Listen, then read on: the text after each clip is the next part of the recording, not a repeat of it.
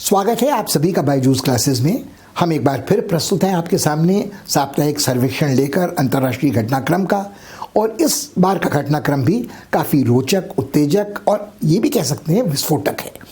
और इस सारे घटनाक्रम का प्रभाव न केवल भारत की समग्र नीति पर, भारत के राजनीति पर, भारत के आर्थिक हितों पर, भारत के सामरिक सांस्कृतिक हितों पर पड़ने वाला है, मगर कहीं न कहीं पूरे जो अंतर्राष्ट्रीय समीकरण हैं वो इससे परिवर्तित होंगे।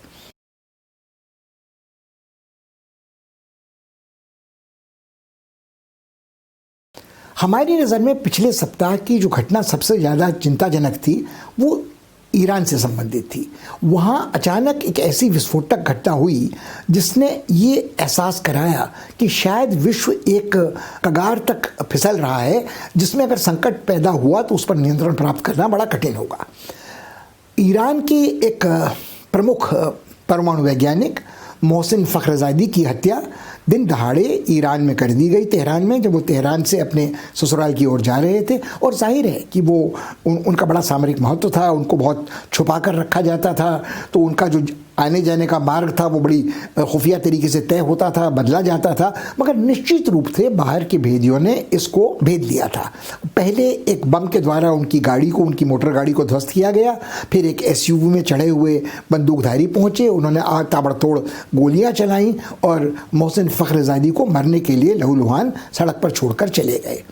ईरान के सर्वोच्च नेता ने उनकी शहादत का आदर करते हुए उन्हें पूरा सम्मान दिया है, मगर कई सवाल जो इस घटना से उठ खड़े होते हैं वो बेहद विचारणीय हैं।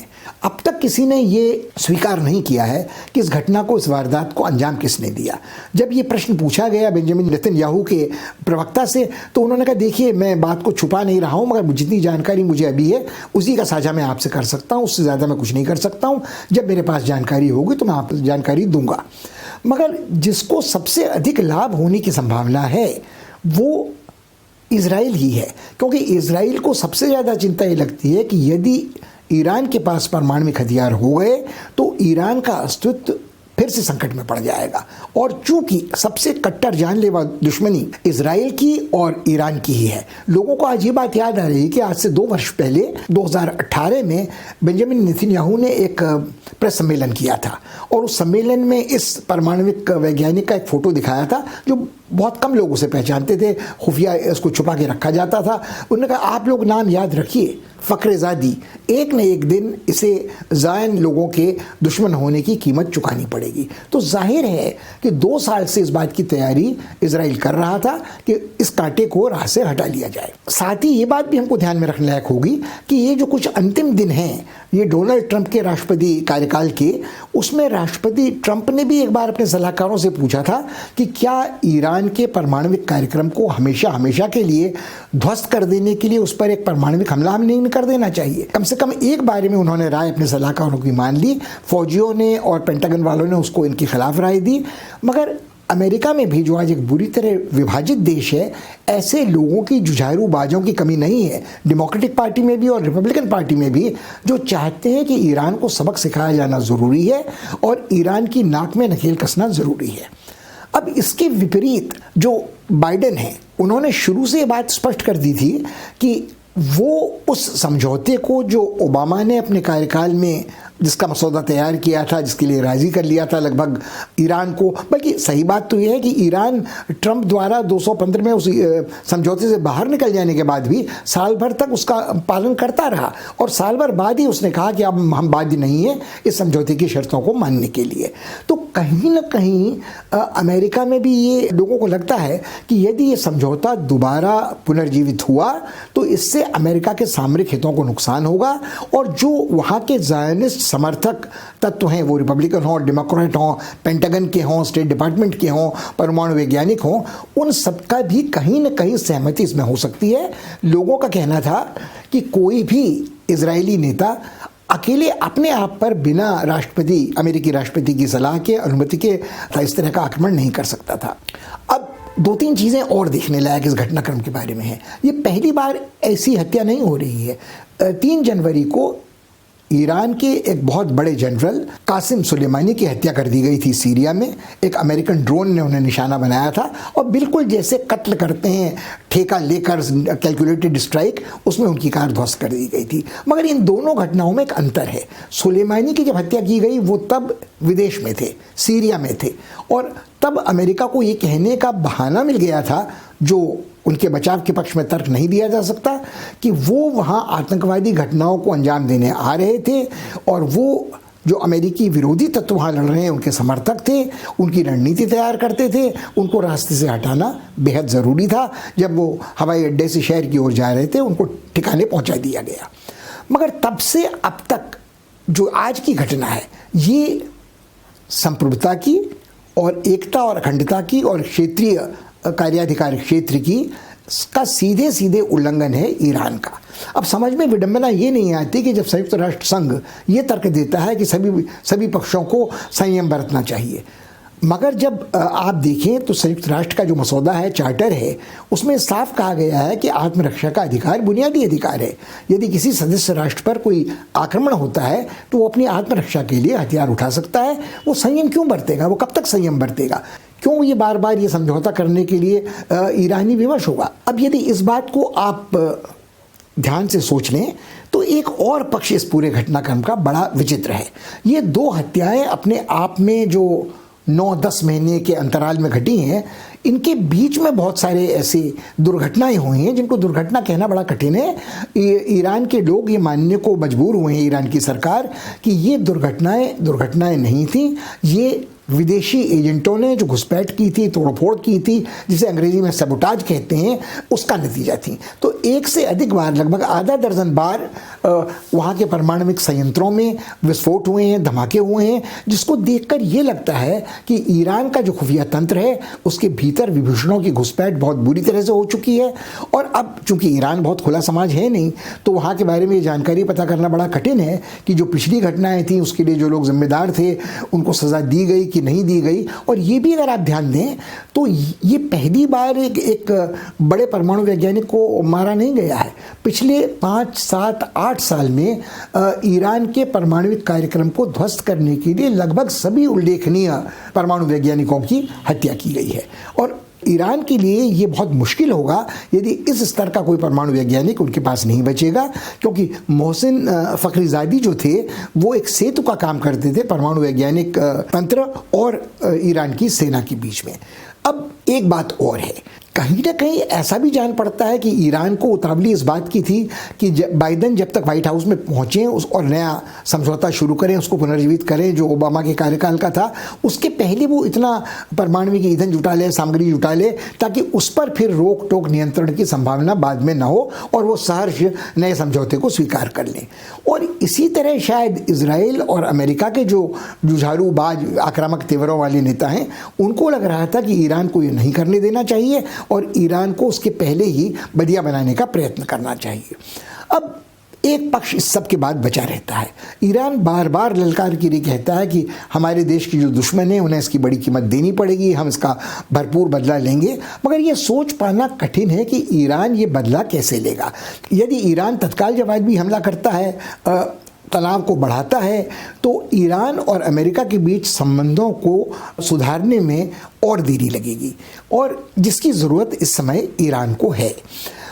और पिछली बार जब हुआ था तो ईरान ने एक ड्रोन से हमला किया था अमेरिकन ठिकानों पर, सीरिया पर, मगर उस हमले को बहुत संयत तरीके से किया था। अमेरिका को उसकी पूर्व सूचना दे दी थी ताकि अमेरिकन जाने वहाँ न जाएं, सिर्फ संपत्ति का कुछ नुकसान हुआ था। और इसके अलावा भी जब वो अपनी नाराज़गी दिखाना चाहते हैं सऊदी अरब के प्रति, तो वो तेल संयंत्रों को निशाना बनाते हैं, नागरिक ठिकानों को नहीं बनाते हैं। मगर आज स्थिति ऐसी है कि पिछले कुछ महीनों में खाड़ी देशों में, सऊदी अरब में और पूरे मध्य पूर्व में शक्ति समीकरण तेज़ी से बदल रहे हैं। एक और सऊदी अरब और खाड़ी देशों ने अपने संबंध सुधारे हैं इजराइल के साथ। लोगों का मानना है कि ट्रंप के दामाद कुशनर के सौजन्य से ये संभव हुआ है, और मोहम्मद बिन सलमान जो युवराज हैं सऊदी अरब के, वो ये करना चाहते थे। मगर यदि ये सब सच है तब भी एक समस्या बची रहती है कि ये सारे मुस्लिम देश सुन्नी देश हैं, और एकमात्र शिया देश ईरान है। तो क्या ईरान पर जब कोई हमला इजराइल करता है या अमेरिका की मदद से करता है तो क्या सारे मुस्लिम देश उसके साथ खड़े हो जाएंगे? ये सोच पाना थोड़ा कठिन है। हाँ, इस बार पहले ये हुआ है कि तुर्की ने समर्थन किया है खुलकर ईरान का और कहा है कि ईरान पर इस तरह का हमला बिल्कुल सही नहीं है। मगर ये जो राजनयिक समर्थन है ये सैनिक या सामरिक समर्थन का रूप ले सकेगा, ये सोच पाना कठिन है। यह बात भी नहीं भुलाई जा सकती है कि धीरे धीरे अमेरिका ने और इजराइल ने ईरान को धकेला है चीन के पाले में, और ईरान को अपने तेल का निर्यात करना था। यदि उस पर प्रतिबंध लगे थे तो उसका बाजार पड़ोस में चीनी हो सकता था, और उसकी फिर रुचि जो उसके आर्थिक संसाधनों का अभाव था, वो चीन जिस महत्वाकांक्षी परियोजना का बखान बार बार करता है, द ओल्ड सिल्क रूट का, द न्यू सिल्क रूट का, उसका समर्थन करना ईरान ने शुरू कर दिया है। तो अब आगे ऊंट किस करवट बैठेगा ये सोचना बड़ा कठिन है। क्या ईरान संयम से काम लेगा और बाइडेन के व्हाइट हाउस आने की प्रतीक्षा करेगा, या उसको अपने देश में अपने आत्मसम्मान की रक्षा के लिए कुछ न कुछ ऐसा कदम उठाना पड़ेगा कि लोगों को लगे कि उसकी क्रांतिकारी इस्लामी नेतृत्व ने घुटने नहीं टेके हैं, और इसका क्या प्रभाव हमारे पड़ोस पे पड़ेगा ये हमें देखने लायक होगा।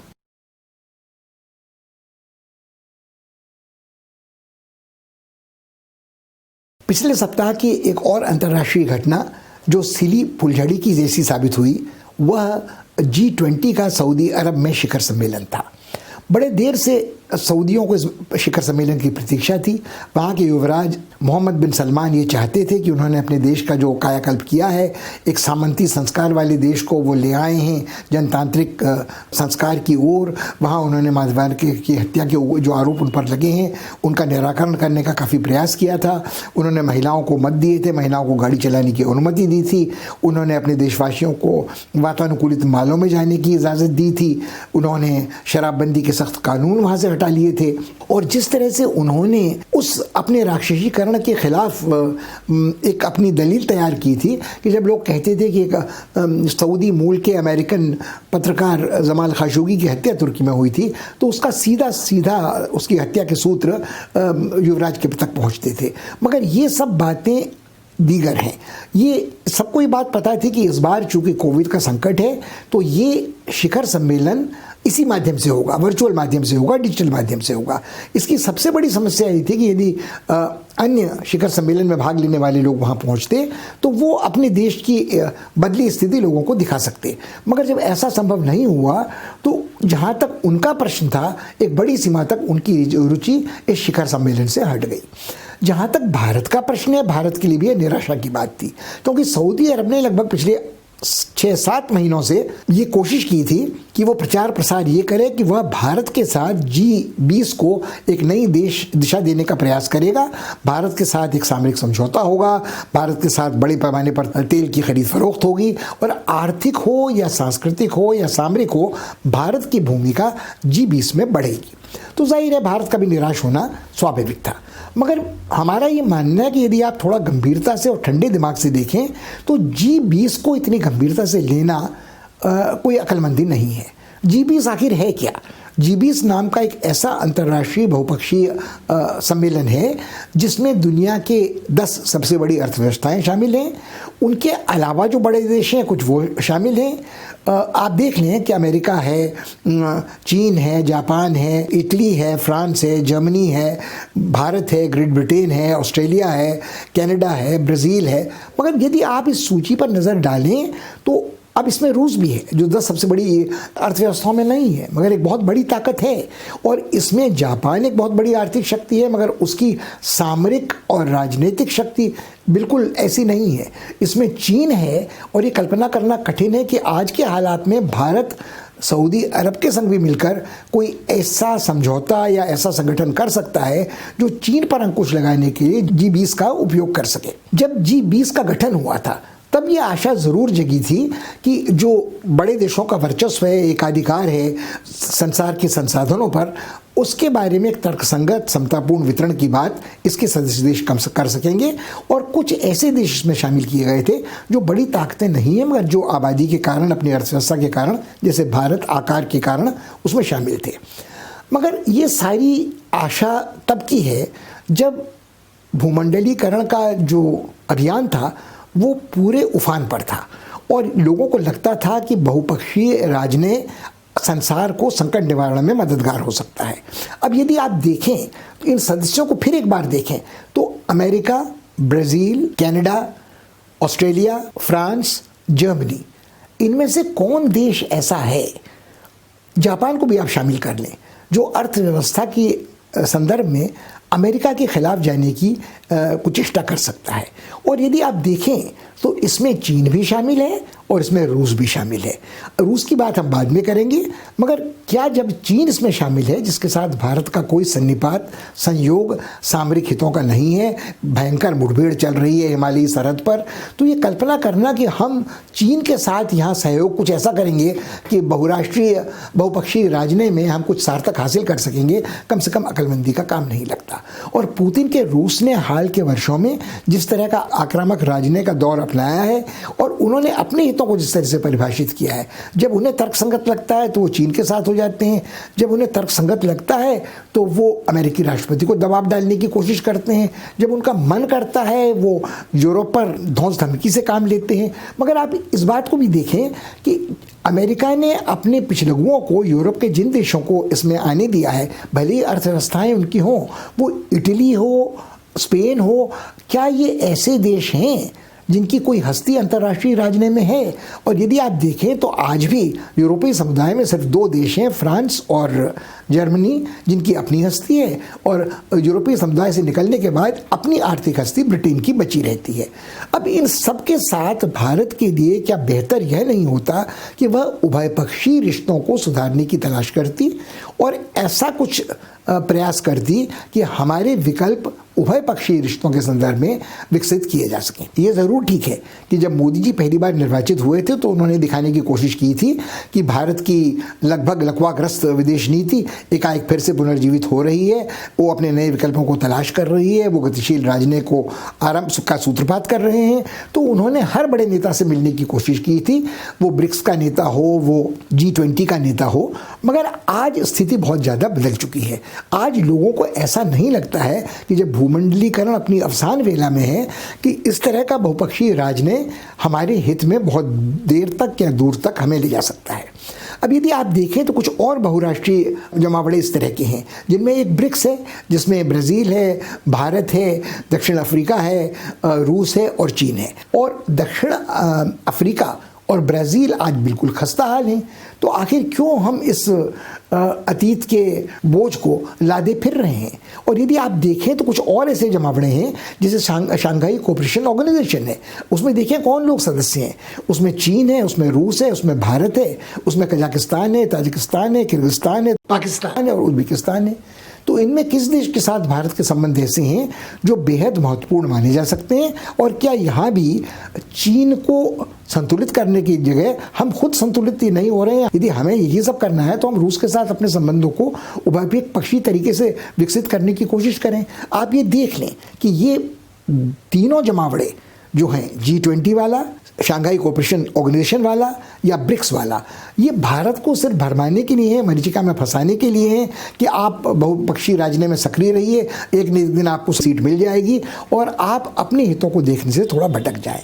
अब यदि देखें तो पिछले कुछ दिनों में भारत का राजनय पड़ोस में बहुत सक्रिय रहा है। हमारे विदेश मंत्री सेशेल्स गए हैं, जो एक छोटा सा द्वीप है अफ्रीका महाद्वीप के तट से जरा हटकर। हमारे राष्ट्रीय सुरक्षा सलाहकार मालदीव गए हैं, जिसकी आबादी 5.5 लाख की है। ये कल्पना करना कठिन है कि ये दो देश ऐसे हैं जिनके साथ हमारे संबंधों में कुछ इतना बड़ा सुधार या समझौता हो सकता है कि भारत की विदेश नीति पड़ोस में आमूल चूल बदल जाएगी। हमारी समझ में भारत को आज भी समझदारी ये दिखानी चाहिए कि पड़ोसी श्रीलंका में क्या हो रहा है, चीन की घुसपैठ कैसी है, पड़ोसी नेपाल में चीन की साम्यवादी पार्टी, वहाँ की साम्यवादी पार्टी के ज़रिए कैसा अपना प्रभाव बढ़ाने में सफल हुई है। हमें इस बारे में चिंतित होना चाहिए कि म्यांमार में क्या हो रहा है। हमें इस बारे में चिंतित होना चाहिए कि हमारे जो संबंधों में तनाव बांग्लादेश के साथ थे, उनमें सुधार अब तक नहीं हुआ है। क्या हम उस तनाव को घटाने का कोई प्रयास कर सकते हैं? क्या हमारी सारी विदेश नीति चुनाव केंद्रित रहेगी और आंतरिक चुनावों के दबाव के कारण हम अपनी विदेश नीति को नुकसान पहुँचाएंगे? तो ये सारी चीज़ें मुझे लगता है गंभीरता से विचारणी है।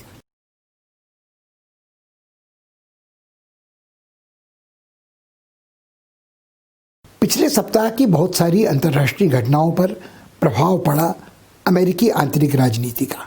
डोनाल्ड ट्रंप बिल्कुल ही अनमने उदासीन रहे हैं इस मामले में कि वो अपने उत्तराधिकारी को व्हाइट हाउस में आने दें, सत्ता के हस्तांतरण के लिए जो प्रक्रिया है उसका सूत्रपात करें। और बाइडेन प्रतीक्षा करते रहे हैं अपनी कैबिनेट को नामजद करने की, वो तैयारी करने की कि इन पदों पर कौन कौन लोग होंगे, उनके बारे में चर्चा क्या हो सकती है। और हमें लगता है कि जब बाइडेन इस सब में व्यस्त रहे हैं तो तभी उसका लाभ उठाकर कुछ लोगों ने ईरान में उस खूनी वारदात को अंजाम दिया है जिसमें वहाँ के परमाणु वैज्ञानिक को मारा गया। और शायद हमें लगता है कि वो भी प्रोत्साहित जो हुए हैं कुछ लोग, वो इथियोपिया में जो तिगरे पर हमला किया अभी अहमद ने, उसका भी दुस्साहस इसी कारण बढ़ा है। तुर्की जरा ही संयत हुआ है मगर उसके दुस्साहस में कोई अंतर नहीं पड़ा है। तो मुझे लगता है कि ये सब लोग प्रतीक्षा कर रहे हैं कि बाइडेन जब आएंगे तो अमेरिका में क्या रवैया होगा बाइडेन का। बाइडेन ये कह चुके हैं कि आप ये ना सोचें कि ये बाराक ओबामा के कार्यकाल का तीसरा चरण होगा, ये बाइडेन के कार्यकाल का पहला चरण होगा राष्ट्रपति के रूप में। तो वो जो अपनी नीतियां लाएंगे तो उन्होंने उसके कुछ संकेत देने शुरू कर दिए थे। उन्होंने जिन लोगों को नामजद किया है, एक बड़े अनुभवी विदेश सेवा के अफसर को उन्होंने नामजद किया है सेक्रेटरी ऑफ स्टेट के लिए, जो नंबर 2 के पद पर रहा करते थे स्टेट डिपार्टमेंट में। एक पूर्व सेक्रेटरी ऑफ स्टेट को उन्होंने एक महत्वपूर्ण भूमिका निभाई है। उन्होंने एक अफ्रो अमेरिकन महिला को नामजद किया है संयुक्त राष्ट्र में अमेरिका का प्रतिनिधित्व करने के लिए। उन्होंने ये घोषणा की है कि होमलैंड सिक्योरिटी का दायित्व वो एक ऐसे लैटिनो को सौंपेंगे। तो ये सारी चीज़ें ऐसी हैं जो उनके उन वादों को पूरा करती हैं कि वो पूरे अमेरिका का प्रतिनिधित्व कर रहे होंगे, वो गोरों का प्रतिनिधित्व नहीं कर रहे होंगे। जाहिर है कि अमेरिका में जितने लोग हैं वो मूलतः अगर गोरे हैं या श्वेत हैं तो उनकी भाषा अंग्रेज़ी ही है। और हाँ, हिस्पैनिक जो है वो थोड़ी घर पर बोलते हो अलग, और धर्म उनका ईसाई ही है। मगर ये सारी बातें अपनी जगह पर हैं। और एक और चीज़ आप ध्यान में रखें कि अमेरिका की राजनीतिक प्रणाली कुछ ऐसी है कि वहाँ कुछ पद ऐसे हैं जिन्हें हम कैबिनेट के पद कहते तो हैं मगर वो कैबिनेट के पद होते नहीं हैं। कैबिनेट के कुछ पद होते हैं जैसे सेक्रेटरी ऑफ स्टेट का पद, सेक्रेटरी ऑफ इंटीरियर का पद, सेक्रेटरी ऑफ ट्रेजरी का पद, जिनको अनुमोदित होना होता है सीनेट से। और कई पद ऐसे होते हैं जैसे राष्ट्रीय सुरक्षा सलाहकार का, जिसको सीनेट के अनुमोदन की ज़रूरत नहीं होती है, तो मगर अटॉर्नी जनरल को होती है। तो ये सारी चीज़ें हैं जिसमें देर लगेगी। और जब देर लगेगी तो जो निर्वाचित उत्तराधिकारी अब हैं ट्रंप के, तो उनके अपने समर्थकों में भी जाहिर है रस्साकशी चलेगी कि ताकतवर पदों पे किसकी नियुक्ति होती है, कौन रहता है, चीफ ऑफ कैबिनेट कौन होता है, राष्ट्रपति का प्रवक्ता कौन होता है। ये सारी चीज़ें अमेरिकी व्यवस्था में महत्वपूर्ण बनती हैं। और इसको ध्यान में रखना इसलिए बेहद ज़रूरी है कि सारा विश्व टकटकी लगाए प्रतीक्षा कर रहा है कि वास्तव में बाइडेन कितना परिवर्तन करेंगे आने वाले वर्ष 2 वर्ष में। उनके पास समय बहुत ज़्यादा नहीं है मगर उनको ये भी कहना है कि मेरा कार्यकाल नया परिवर्तन का कार्यकाल है, ओबामा का कार्यकाल नहीं है। मगर वे ये घोषणाएं भी कर चुके हैं कि ईरान के साथ परमाणुविक समझौते को हम पुनर्जीवित करेंगे, चीन के साथ प्रतिबंधों के बारे में हम दोबारा पुनर्विचार करेंगे, कड़ाई से विचार करेंगे, मगर नरमी और रियायत का प्रश्न नहीं उठता है। मगर अमेरिका विश्व में अपनी भूमिका को खारिज नहीं करेगा, वो नेतृत्व देगा अपने समर्थकों को, अपने जिनको संरक्षण प्रदान करता है उनको, और वो नेतृत्व आगे से देगा। अब ये सारी बातें अपनी जगह पर ठीक हैं मगर इसके बाद आज ये भी ना भूलें कि अमेरिका में जो देश है वो बहुत बुरी तरह बटा हुआ है। वो सिर्फ बटा हुआ रिपब्लिकन्स और डेमोक्रेट्स में नहीं है, डेमोक्रेट पार्टी के समर्थकों में भी जो जुझारू लोग हैं जिनको लगता है कि बाइडेन बहुत नरम है, बाइडेन बहुत कमज़ोर हैं। इसको भी ध्यान में रखना पड़ेगा कि उनको कितना संघर्ष इन तत्वों से करना पड़ता है। और जो कुछ देश ऐसे हैं जो अमेरिका को आज तक मानकर चलते थे, जैसे इसराइल है बेंजामिन नेतन्याहू का, या कल्पना कीजिए ब्राज़ील का बोल्सोनारो, जिनको एकाएक अब ये धक्का लगेगा कि बाइडेन उनके समर्थन के लिए उपलब्ध नहीं है। और बाइडेन कब तक वेनेजुएला को मनमानी करने देंगे, माडुरो को शासन चलाने देंगे, ये सारी बातें दक्षिण अमेरिका के संदर्भ में भी सोचने लायक होंगी। मुझे लगता है कि यहीं कहीं बात लोग प्रतीक्षा नहीं कर रहे हैं कि फ्रांस के राष्ट्रपति मैक्रोन भी कोशिश ये कर रहे हैं कि अपने आगामी चुनाव के संदर्भ में वो इस्लाम के प्रति कट्टरपंथी तेवर जितने दिखा सकते हैं अभी दिखा दें, क्योंकि बाद में बाइडेन के आने के बाद यदि वो ज़्यादा कट्टरपंथी नीति इस्लामी आतंकवाद के विरुद्ध दिखाएंगे तो उसको किस हद तक अमेरिका का समर्थन मिलेगा ये देखने लायक होगा। और जिस तरह से ग्रेट ब्रिटेन के प्रधानमंत्री बोरिस जॉनसन ने लटकाए रखा है यूरोपीय समुदाय के साथ अपने संवाद को ब्रेक्सिट वाले, उसको देख के भी लगता है कि वो सोच रहे हैं कि जब तक ये बात लंबी खिंचेगी, जब तक अमेरिका का राष्ट्रपति नहीं आएगा तो वो इसको चलाते रहेंगे और आखिर में उनको एक ऐसा समझौता मिलेगा जो ब्रिटेन के लिए लाभप्रद होगा। और उनको इस बात का एहसास है कि ब्रिटेन में जो टोरी पार्टी के समर्थक हैं उनको लगता है कि जो उन्होंने ब्रिटेन की संप्रभुता को वापस लिया है यूरोपीय समुदाय से, उससे बड़ी उपलब्धि उनकी कोई कुछ नहीं हो सकती थी। हमारे लिए देखने लायक ये होगा कि बाइडेन के विश्व दर्शन में भारत की जगह कहाँ पर है।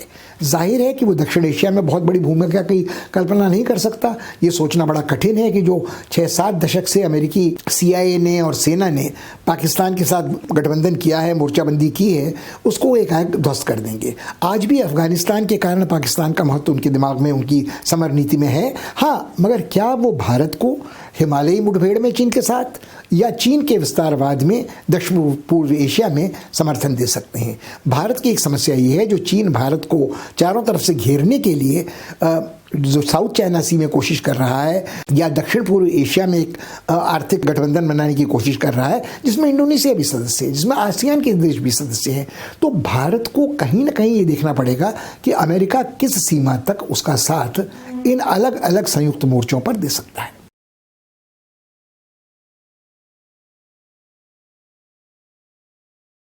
अफ्रीका में जो घटना सबसे ज़्यादा चिंताजनक थी वह इथियोपिया में गृह युद्ध की सुगबुगाहट थी। वहाँ के नोबेल पुरस्कार विजेता नेता ने ये घोषणा की कि उस देश की सेना ने उत्तर में जो बागी प्रांत टिग्रे था उसकी राजधानी मकाले पर कब्जा कर लिया है, जिसकी आबादी 5 लाख लोगों की थी।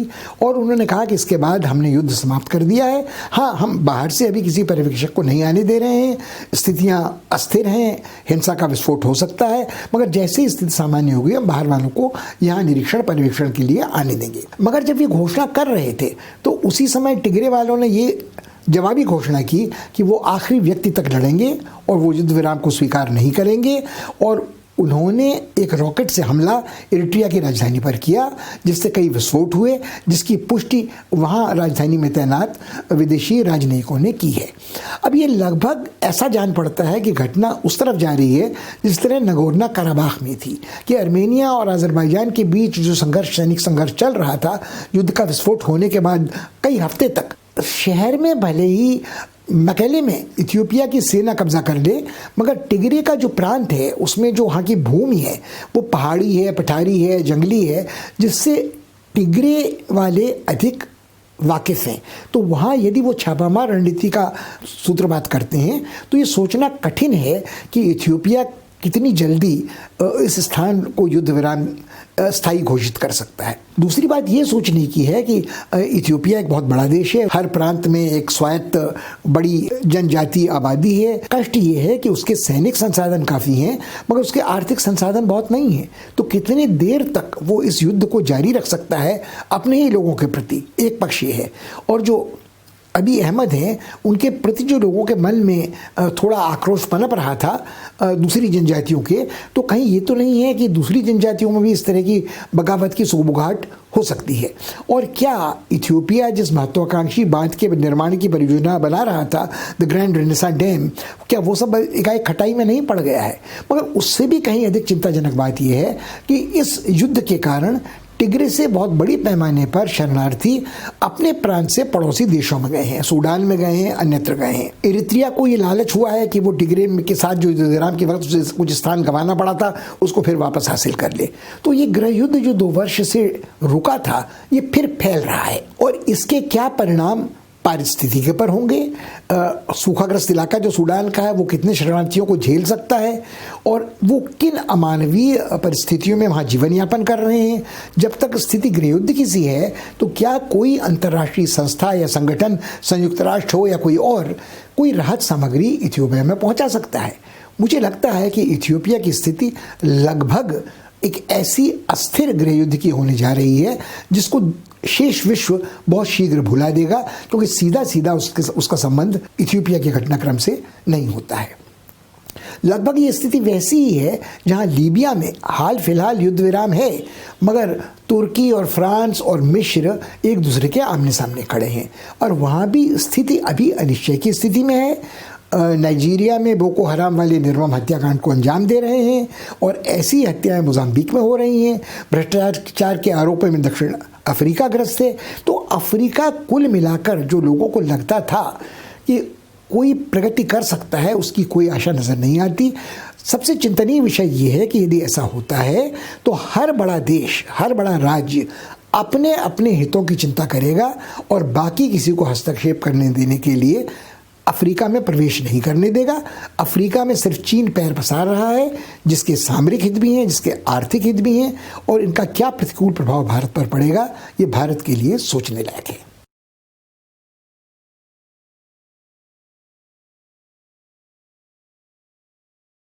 एक अंतर्राष्ट्रीय समस्या जो पिछले कई वर्षों से चली आ रही है, उसे आप बाधा कहें, उसे आप शतरंज की बिसात में जिच कहें, वो ब्रेक्सिट वाली है।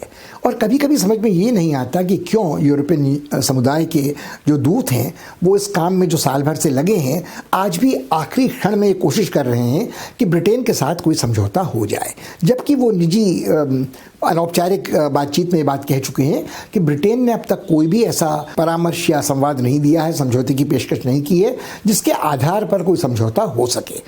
दूसरी ओर बोरिस जॉनसन का मानना है कि उनको ज़रूरत नहीं है, वो ज़रूरत जितनी ब्रिटेन को यूरोपियन समुदाय की है उससे कहीं ज़्यादा यूरोपियन समुदाय को ब्रिटेन की है, क्योंकि यूरोपियन समुदाय का जो अस्तित्व का संकट है वो ब्रेक्सिट के पहले शुरू हो चुका था। और वो तब से शुरू हो चुका था जो पिग्स वाली क्राइसिस है 2008 की का वित्तीय संकट था, कि जो फिजूल खर्च, निर्धन, गरीब, कमज़ोर राज्य हैं यूरोपीय समुदाय के, पुर्तगाल, इटली, स्पेन, ग्रीस आदि, एक तो वो पक्ष था, और दूसरे वो सदस्य थे जो पूर्वी यूरोप के सदस्य थे जिन्होंने कई वर्ष बाद भी उन मूल्यों को स्वीकार नहीं किया है जो यूरोपीय समुदाय के मूल्य हैं। न वो मानवाधिकारों की रक्षा के लिए संकल्प करने को तैयार है, न निर्भय निष्पक्ष न्यायपालिका के लिए। अभी हाल में जब हुआ तो ऑस्ट्रिया और पोलैंड ने ये घोषणा की कि वो बजट पास नहीं होने देंगे, उस पर वीटो अधिकार का प्रयोग करेंगे, और यदि वो ऐसा करते हैं तो फिर यूरोपीय समुदाय के बड़े देश फ्रांस और जर्मनी इस हालत में नहीं होंगे कि वो निर्धन कमज़ोर देशों को कोविड से लड़ने के लिए सहायता दे सकें। ये एक पक्ष है। मगर दूसरा पक्ष जो ये है कि शायद ये मानना गलत है कि ब्रिटेन के लिए अस्तित्व का कोई संकट नहीं है। पहले कुछ समय पहले तक ये कहा जा रहा था कि ब्रिटेन में सबसे बड़ा संकट आयरिश बैकस्टॉप को लेकर है। तो जो आयरिश गणराज्य है वो यूरोपियन समुदाय का सदस्य बना रहेगा, उसकी जो सरहद उत्तरी आयरलैंड के साथ है वो आबाद रहेगी, मगर फिर कहाँ सीमा शुल्क कहाँ पे लगेंगे, पारगमन का कैसे होगा, हम कैसे उन संधियों को लागू कर पाएंगे जो अब निष्प्रभावी हो जाएंगी ब्रेक्सिट के बाद। ये एक पक्ष है। और ये सवाल सिर्फ ये नहीं है कि आयरलैंड का संकट है, ये संकट स्कॉटलैंड का भी है और ये संकट वेल्स का भी है। स्कॉटलैंड के एक नेता ने अभी हाल में अपनी संसद में एक बड़ा रोचक भाषण दिया और उन्होंने कहा कि हमें ये अधिकार संवैधानिक रूप से प्राप्त है कि हम 2 साल में एक बार यूनाइटेड किंगडम से अलग होने के लिए जनमत संग्रह कर सकें। ये हमारे आत्मनिर्णय का बुनियादी अधिकार है और हमको इसके लिए इजाज़त मिलनी चाहिए। यदि बोरिस जॉनसन ऐसा नहीं करते हैं तो उनके लिए ये बगावत न केवल आयरलैंड में बल्कि स्कॉटलैंड में भी शुरू हो जाएगी। लगभग यही तेवर वेल्स वालों के हैं। उनका कहना है कि बोरिस ये लाख कहते रहे कि उन्होंने ब्रिटेन की संप्रभुता वापस जो गिरवी रखी थी यूरोपियन समुदाय के पास वापस ला ली है, मगर उनकी निगाह में जो ब्रिटेन की संप्रभुता है उसका एक अर्थ है, जो वेल्स वालों की, स्कॉटलैंड वालों की, आयरलैंड वालों की संप्रभुता है वो उनके उपराष्ट्रवाद के संदर्भ में बिल्कुल फ़र्क है। बोरिस जॉनसन ये हट करते रहे कि उनकी समझ में उन्होंने समझौता कर लिया है या बिना समझौते की भी काम चल जाएगा, मगर ये कैसे होगा कि कुछ पेच अभी बचे हुए हैं। वो कहते हैं कि मछली पकड़ने के बारे में समझौता हो चुका है, वास्तव में ऐसा हुआ नहीं है। फ्रांस की तरफ से आपत्ति अभी भी दर्ज हो रही है। कैनाल में होकर जो यातायात होता था उसके बारे में शायद थोड़ी प्रगति हुई है, मगर जो समस्याएं बची रहती हैं वो ये हैं कि खाने पीने की चीज़ें हों, औषधियाँ हों, इनके जो मानक होंगे इनको कौन प्रामाणिक मानेगा और किसका आवागमन निर्बाध रखा जाएगा, और यदि कोई विवाद होता है तो उसका निपटारा कैसे होगा। अब ब्रिटेन को लगता है सब में कुछ रखा नहीं है, ब्रिटेन की संप्रभुता अगर अपने उसके हाथ में है तो वो सब कुछ कर सकता है। ये यूरोपीय समुदाय के लिए चिंता का विषय होगा कि यदि कोई भी विवाद होता है तो यूरोपीय अदालतों की जो बड़ा तामझाम यूरोपीय समुदाय के अच्छे दिनों में खड़ा किया गया था उसका क्या होगा।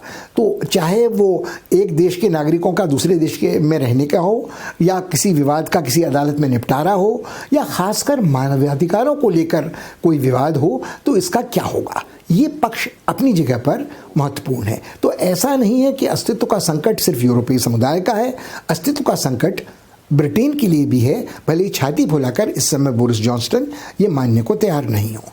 एक छोटा सा पेंच इसमें और है।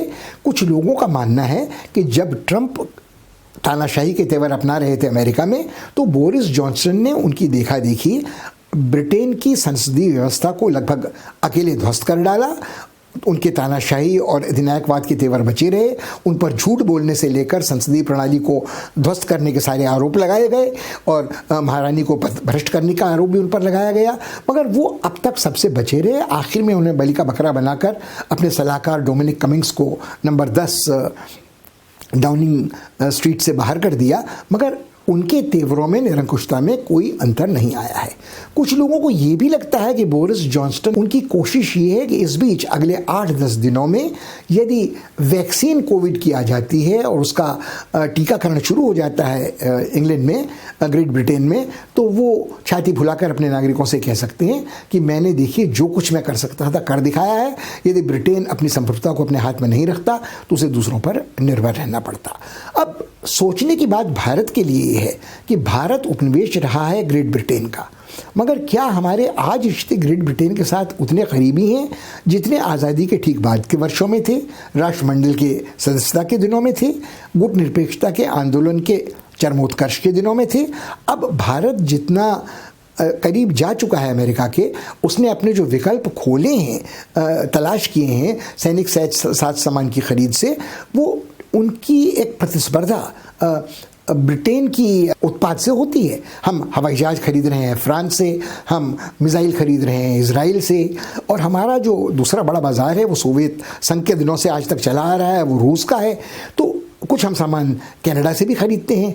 तो हम कैसे मान लें कि हम ये सारा सामान साज सामान सैनिक खरीदते रहेंगे और ब्रिटेन ये नहीं सोचेगा कि हम उसके आर्थिक हितों को नुकसान पहुंचा रहे हैं। पहले कभी ये होता था कि अंग्रेज़ी भाषा के कारण बहुत सारे हिंदुस्तानी विद्यार्थी विलायती यूनिवर्सिटियों में पढ़ने जाते थे, वहाँ बसने की कोशिश करते थे, मगर आज यही सुविधाएं ब्रिटेन की यूनिवर्सिटियों से कहीं ज़्यादा भारतीय छात्रों को अमेरिका में, कनाडा में, ऑस्ट्रेलिया में, न्यूजीलैंड में मिल रही हैं, और ये बाजार भी ब्रिटेन का कम होता जा रहा है। इस बात के कोई लक्षण देखने को नहीं मिले हैं कि बोरिस जॉनसन ने कोई पेशकश भारत को अपने साथ लाने की है। हमें ये थोड़ा धैर्य से सोचना और देखना होगा कि ब्रेक्सिट का क्या प्रभाव हमारे ऊपर पड़ेगा। इस सप्ताह के लिए इतना ही।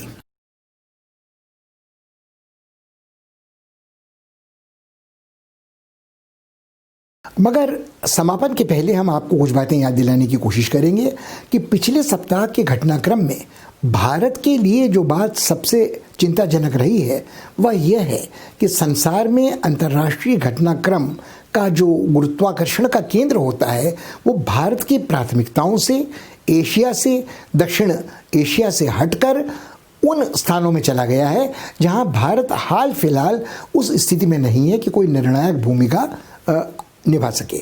आप बात करें ईरान की, अमेरिका के प्रभाव और परामर्श के कारण हमने अपने संबंध संकुचित किए हैं ईरान के साथ, और आज हम इस स्थिति में नहीं हैं कि उनको राजनयिक समर्थन भी खुला दे सकें। हाँ, भले ही हम निंदा कर सकते हैं इजराइल के आचरण की, मगर इजराइल हमारा सामरिक संधि मित्र है जिससे बड़े पैमाने पर हम शस्त्रास्त्र खरीदते हैं, तो वहाँ भी हमें संयम बरतने की ज़रूरत होगी।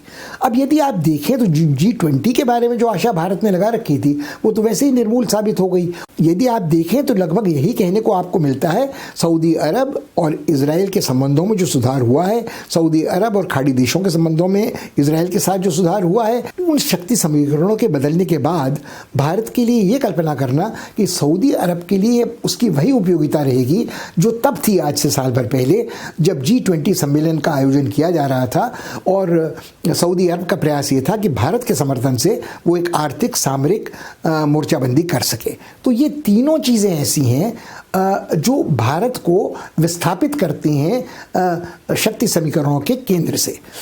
अब फिर आप याद करें कि अमेरिका में जो सस्ता हस्तांतरण की प्रक्रिया थी उसमें भी भारत की कोई भूमिका कहीं है ही नहीं। यूरोपियन यूनियन में जो ब्रेक्सिट है उसमें भारत के लिए सोचना कि वो कोई सार्थक भूमिका निभा सकता है, उसकी कोई संभावना नहीं है। तो कुल मिलाकर भारत को इस बात के लिए, इस कड़वे सच के लिए तैयार होना है कि उसका जो चीन के साथ मुकाबला है, जो सैनिक मुठभेड़ है, जो हिमालयी बर्फीली रेगिस्तान में चल रही है, जिससे चीन पीछे हटने का नाम नहीं ले रहा है और जाने क्यों हमारी सरकार सीधे सीधे उसका नाम उल्लेख नहीं कर रही है, भारत को ये स्वीकार करना पड़ेगा कि अमेरिका हो बाइडेन का या बाकी बड़ी शक्तियाँ, वो भारत की सहायता किस सीमा तक करेंगी उन क्षेत्रों में जहां उसके प्राथमिक हित जुड़े हुए हैं। अगली बार आपसे फिर मुलाकात होगी, तब तक आप इन मुद्दों पर विचार कीजिए। अगर पृष्ठभूमि के बारे में कोई सामग्री आपके पास सुलभ हो तो वो पढ़ें। यदि कोई प्रश्न आपने पूछने हो तो हमसे संपर्क करें। तब तक के लिए नमस्कार।